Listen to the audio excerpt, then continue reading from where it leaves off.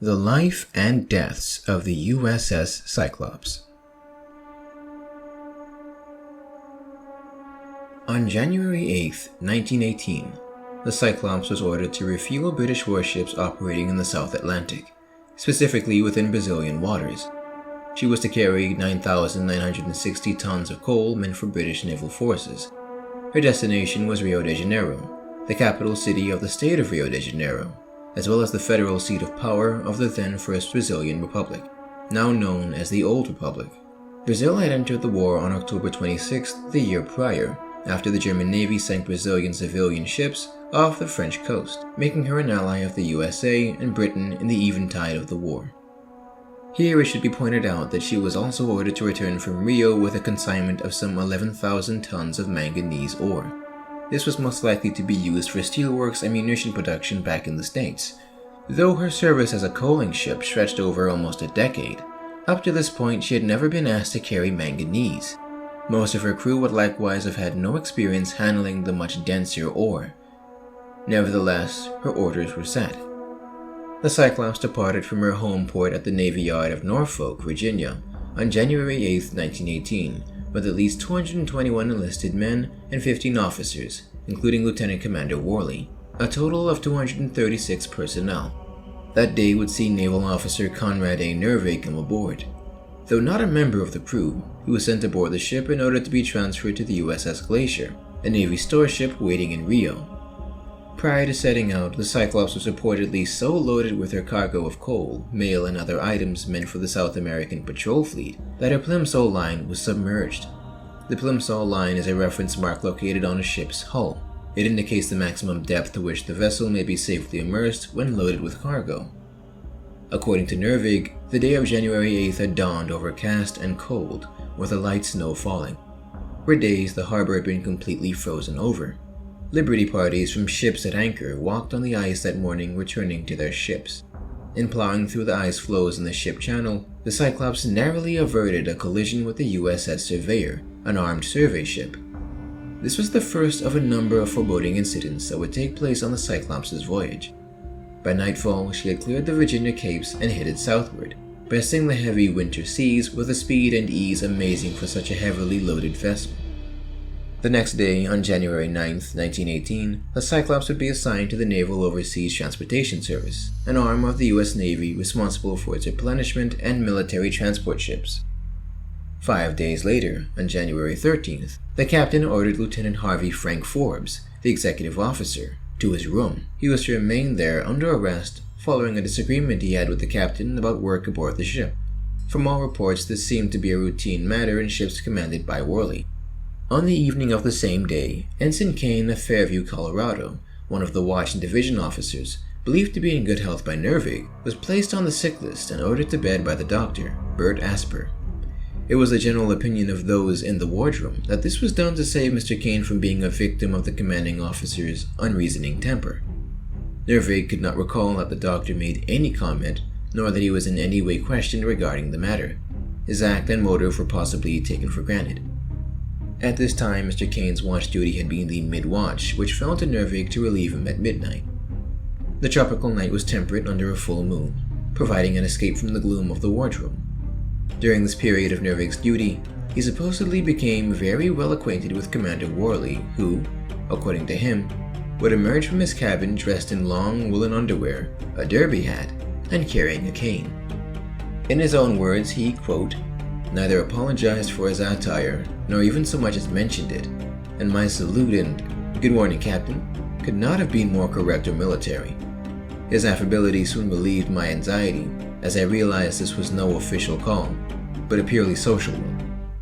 The visit supposedly lasted 2 hours, wherein Worley regaled Nervig with stories of his home and career at sea, only to come back at other times to reminisce with him then as well, the latter of which was unsure whether he did so out of friendliness or sleeplessness. At some point on the voyage south to Rio de Janeiro, the head of the starboard engine's high-pressure cylinder blew off. This cracked the engine and rendered the entire thing inoperable. The remainder of the trip was made running on just one engine, reducing her speed to 10 knots, much slower than her usual 14. On January 20th, after 12 days at sea, The Cyclops came within sight of the coast of South America off Pernambuco, a state of Brazil, at a distance of about 20 miles. Worley quickly changed course to take her further out. Sailing further south, the Cyclops had reached the city of Salvador, the capital of the state of Bahia, on January 22, 1918, after initially running 48 miles past the entrance to the harbor. Nervig noted that the ship's navigator had protested the situation, stating that 3 more hours of darkness steaming on that course would have had her aground. The navigator, however, was overruled by Worley. The Cyclops most likely put in either at or near the Bay of All Saints, the largest bay on the Brazilian coast on which Salvador was established. While at port, she delivered coal and supplies to the Omaha-class light cruiser USS Relay.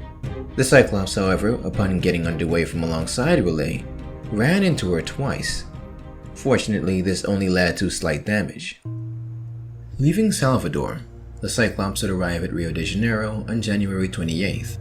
She would most likely have pulled in at the port of Rio de Janeiro, a seaport on the western shores of the Guanabara Bay, the second largest bay in Brazil.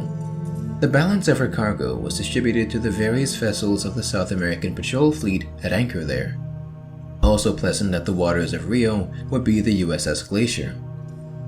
From this point, Nervig left the Cyclops and went aboard the Glacier to begin his duties there. However, this would not be his last run-in with the collier. For her return voyage, the Cyclops proceeded to take aboard her designated cargo of 11,000 tons of manganese ore. At least 57 passengers had also come aboard for the trip back to the States. Among them was a man who would prove to be one of the most unexpected as well as one of the most important. Alfred Louis Moreau Gottschalk, U.S. Consul General to Rio de Janeiro, arrived via another transport to the bay. As a high-ranking consul, he was a deeply divisive figure among others in his diplomatic circles, thanks to his distinctly pro-German sentiments. He was also disliked by members of the American colony of Confederados, a diaspora descendant of Confederates who left the U.S. for the Empire of Brazil after the Civil War. At that point, the empire was one of few places left in the West that still upheld the institution of slavery. The latter group would dislike him for supposedly catering to the press for self-aggrandizement rather than representing his own country. By contrast, the consul was greatly loved by the big landowners of Brazil's long-standing oligarchy, as well as by the denizens of the German colony there. Ironically enough, his reason for leaving Brazil would be quite patriotic. Although already 45 years old when the United States entered World War I, he was determined to volunteer for military service. He had written to his old company commander, offering the services of, quote, a portly person growing gray at the temples, but who can still ride a little. Without awaiting a reply, he reportedly accepted a Navy invitation to proceed to the United States via the Cyclops. He would immediately become the most important person aboard, aside from the lieutenant commander. On February 15th, the USS Glacier got underway. She proceeded out of the harbor with a Brazilian pilot boat leading the way through the minefields guarding the entrance, taking Nervig out of sight of the Cyclops. The fully loaded collier would also set out from Rio de Janeiro on February 16th, the next day, but not before Worley logged a formal complaint about his ship's broken engine. The damage was confirmed by a survey board of a naval inquiry, which recommended that the ship return to the U.S. for repairs. There were suggestions that the ship was overloaded when she departed from Rio de Janeiro with her slow speed of 10 knots. Even so, for her service, she would receive the thanks of the State Department, as well as Admiral William B. Caperton, Commander-in-Chief of the Pacific Fleet. Departing from Rio de Janeiro, the Cyclops sailed along the Brazilian coast. She would reach her next destination 4 days later on February 20th. Arriving again at Salvador, she is noted to have arrived from the north. Seeing as Bahia is over 650 nautical miles to the north of Rio de Janeiro, it would normally be expected that she would have arrived from the south, again possibly showcasing the peculiar form of navigation as practiced by the ship under Worley's command, that of overshooting their destination. The USS Glacier had gotten there earlier. Conrad Nervig was there to watch the Cyclops' arrival. He would record that during her brief stay in Bahia, the Cyclops' paymaster, Carroll G. Page, his best friend, came aboard the Glacier on official business. Carroll was a grandson of Senator Page, chairman of the Senate Naval Committee. Nervig says that at his departure, he, as officer of the deck, escorted him to the gangway. Upon leaving, he grasped Nervig's hand in both of his and said very solemnly, "Well, goodbye, old man, and God bless you." Nervig was deeply impressed with his finality, which was truly prophetic in its implication.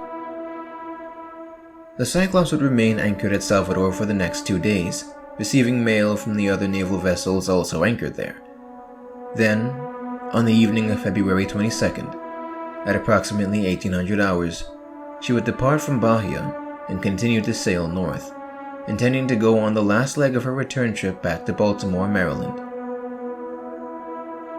This would be the last time she was ever seen by U.S. Navy personnel.